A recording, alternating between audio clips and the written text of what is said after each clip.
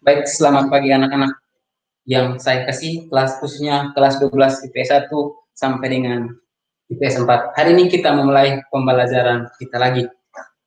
Dengan begitu lama kita tidak bertemu, hari ini kita bertemu lagi meskipun hanya lewat online.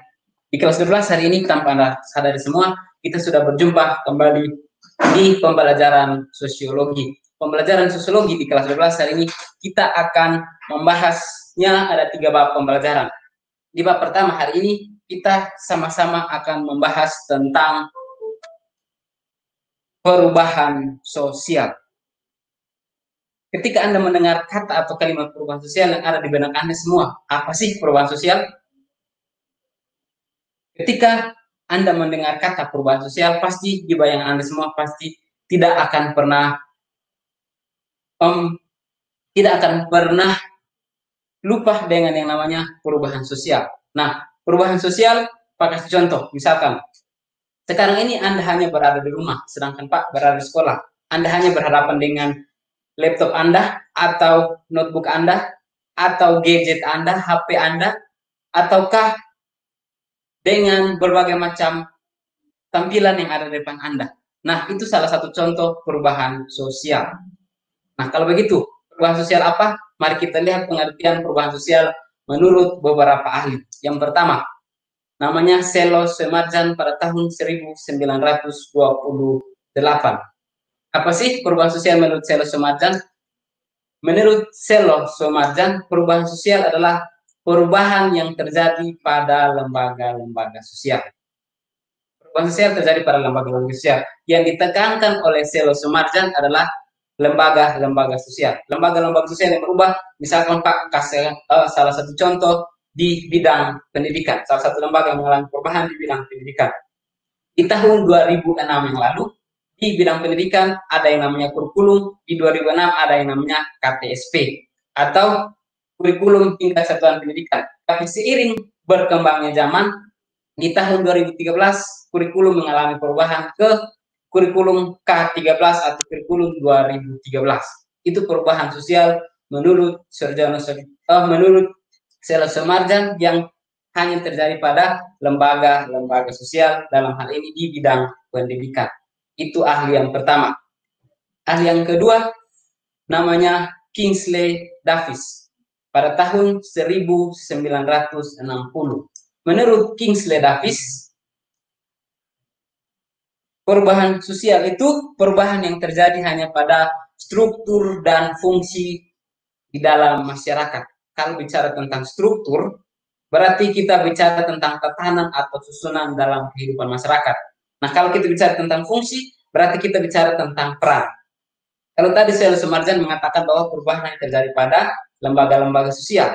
Nah, kalau Kingsley Davis pada tahun 1960, dia mengatakan bahwa perubahan terjadi hanya pada struktur dan fungsi dalam kehidupan bermasyarakat. Dari Pak sudah bilang struktur berarti sama dengan susunan. Nah, kalau fungsi berarti sama dengan peran. Apa sih yang berubah di dalam struktur dan fungsi dalam peran masyarakat? Mungkin Anda di rumah pernah lihat, sekarang kita lihat atau mendengar berita bahwa sekarang ada yang namanya kesetaraan gender. Status antara laki-laki dan perempuan sama. Kalau di lain hal kita bicara tentang kodrat, berbeda lagi. Kalau kita bicara tentang kesetaraan gender antara laki-laki dan perempuan, sekarang sama. Banyak perempuan-perempuan yang sekarang atau wanita-wanita karir sekarang yang lebih sukses dibanding dengan laki-laki. Itu struktur dan perannya berubah. Fungsinya berubah. Dulu, kalau orang tua dulu mengatakan bahwa perempuan meskipun sekolahnya ke tingkat yang lebih tinggi tetapi pulang akan kembali ke dapur. Tetapi pada kenyataannya sekarang, seiring dengan perkembangan zaman, karena perubahan sosial ini, banyak perempuan-perempuan yang sekarang yang lebih sukses dibandingkan dengan laki-laki. Salah satu contoh di Indonesia, Ketua DPR Republik Indonesia dipimpin oleh seorang perempuan. Nah, itu berarti struktur dan fungsinya sudah mulai berubah. Itu perubahan sosial menurut Kingsley Davis pada tahun 1960. Hanya pada struktur dan fungsinya. Kita lihat ke ahli yang ketiga namanya McIver. Apa sih perubahan sosial menurut McIver? Menurut McIver pada tahun 1961 mengatakan bahwa perubahan sosial itu perubahan yang terjadi pada hubungan sosial dan keseimbangan sosial. Tadi lembaga, Terus ahli yang kedua struktur dan fungsi. Kalau ahli yang ketiga hanya bicara tentang hubungan sosial dan keseimbangan sosial. Nah, kalau bicara tentang hubungan, berarti kita bicara tentang interaksi yang ada dalam kehidupan masyarakat. Nah, interaksi dalam kehidupan masyarakat ujung-ujungnya pasti menuju ke keseimbangan. Keseimbangan yang dimaksudkan dalam hal ini adalah tentang konflik. Dalam kehidupan bermasyarakat, ketika ada interaksi, pasti otomatis akan terjadi yang namanya konflik. Nah, kalau bicara tentang hubungan, tadi Pak sudah katakan bahwa hubungan berarti interaksi, kalau keseimbangan sosial berarti sama dengan konflik sosial. Dalam masyarakat pasti akan terjadi interaksi, dan interaksi ujung-ujungnya akan menuju ke konflik. Nah, contoh kalau tadi di bidang lembaga, pakai contoh di pendidikan. Kalau struktur dan fungsi, Pak kasih contoh ke peran yang terjadi sekarang, kesetaraan antara laki-laki dan perempuan. Kalau hubungan sosial, berarti kita ada interaksi di dalamnya. Contoh Pak kasih tentang ojek sekarang. Dulu tidak ada ojek online, tapi seiring perkembangan zaman, karena ada perubahan sosial, sekarang ada ojek online dengan ojek pangkalan. Nah, hubungan sosial yang dulu interaksinya baik, karena ada perubahan sosial, akan berujung ke keseimbangan. Mereka sama-sama merampas penumpang. Di sini akan terjadi yang namanya konflik atau keseimbangan sosial. Itu ahli yang ketiga. Jadi pada intinya bahwa terjadi hubungan sosial atau interaksi, maka pada akhirnya akan terjadi yang namanya konflik sosial. Itu menurut ahli yang ketiga, Mike Evert. Nah, ahli yang keempat namanya William of Ockrell. Apa sih perubahan sosial menurut ahli ini? Perubahan sosial menurut ahli yang keempat itu perubahan yang ditekankan pada kebudayaan material yang berdampak pada kebudayaan imaterial. Kalau bicara tentang kebudayaan material dan kebudayaan imaterial, fokus kita tentang kebudayaan imaterial itu tentang yang berwujud. Sedangkan kebudayaan imaterial itu berarti sesuatu yang tidak berwujud atau sama dengan pola pikir dalam kehidupan bermasyarakat. Nah, kebudayaan material, Pak kasih salah satu contohnya tentang teknologi yang mengalami perubahan. Di awal tadi Pak sudah bilang, Anda hanya di rumah, Pak di sekolah, Anda tinggal menatap layar di depan Anda. HP kah, Android kah, gadget kah, PC kah, komputer kah, itu semua Anda dengan gampang bisa melihat Pak. Yang sementara di sekolah, sedangkan Anda semua di rumah. Itu salah satu contoh positif dari kebudayaan material.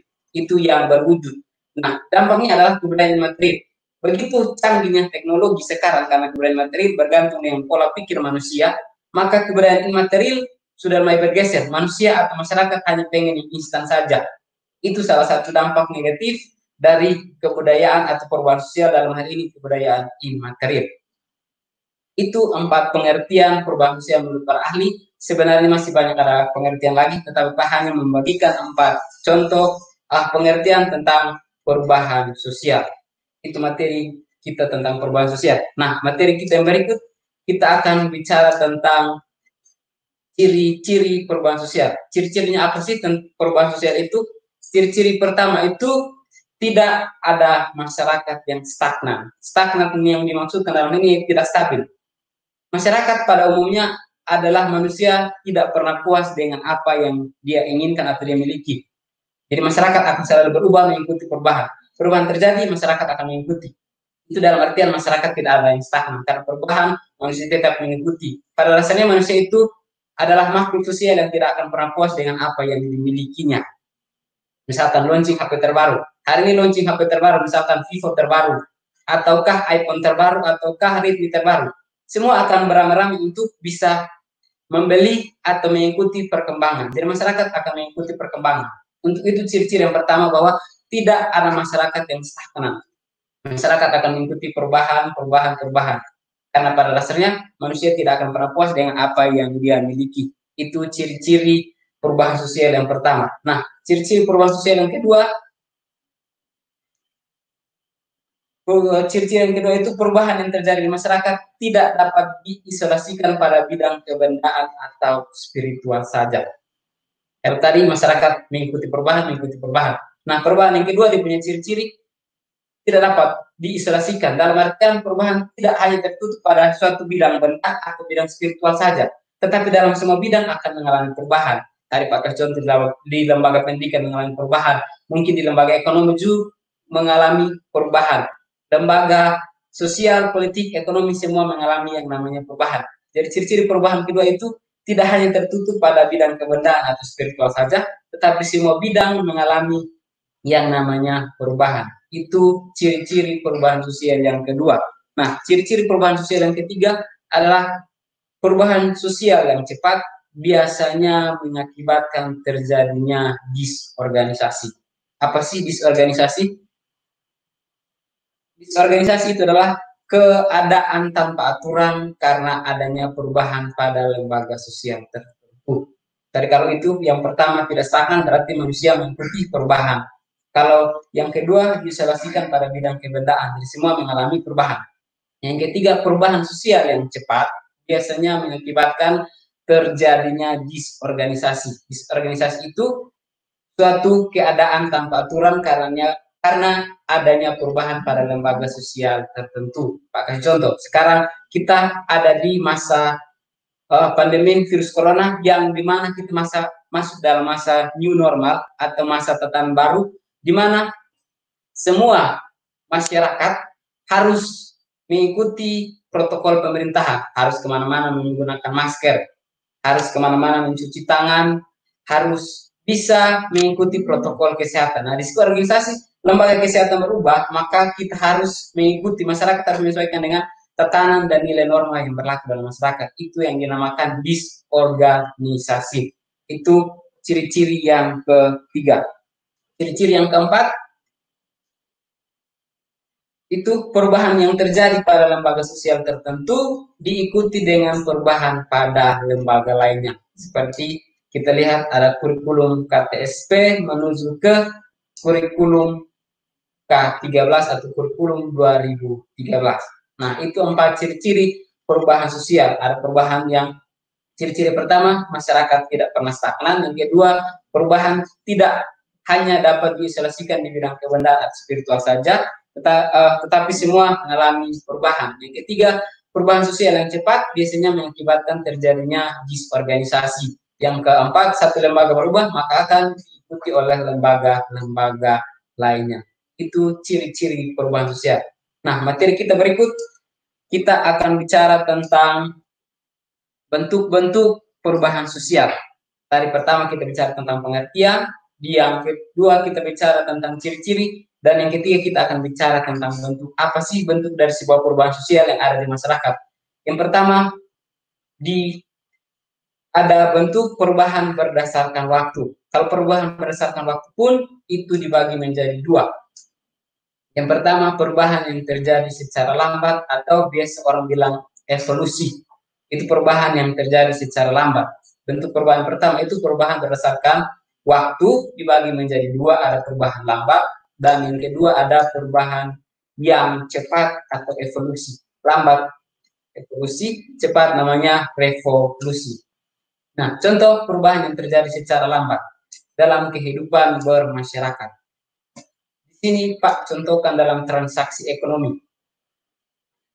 Adanya perubahan sosial di mana masyarakat yang dulu mengenal sistem barter menuju ke menggunakan sistem penukaran menggunakan uang, dan sekarang lebih trennya menggunakan kartu kredit atau kartu debit. Nah, itu perubahan yang dalam rentang waktu yang lama atau biasa orang bilang evolusi. Perubahan yang terjadi secara lambat dari barter menuju ke penukaran menggunakan uang, dan sekarang menggunakan kartu kredit atau debit. Itu perubahan yang membutuhkan waktu yang sangat lambat atau evolusi. Nah, perubahan berdasarkan waktu yang kedua itu adalah perubahan yang terjadi secara cepat atau biasa orang bilang revolusi. Nah, contohnya apa? Dalam kehidupan bermasyarakat yang dinamakan dengan perubahan yang terjadi secara cepat.